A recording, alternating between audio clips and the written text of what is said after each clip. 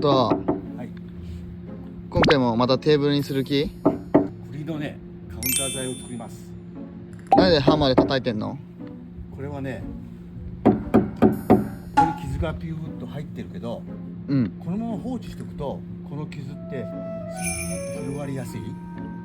だけどこれで木の繊維を殺してあげると、そこから傷が入りにくい。なので、こうやってやっておくといいですよ。むしろ広がっちゃいそうな感じだったけど、そんなことないんだ。うん、木の繊維を殺してあげる。傷はね、入りにくい。あとはこの前の蝶々みたいなやつで止めるだけってこと？そう。頑張ります。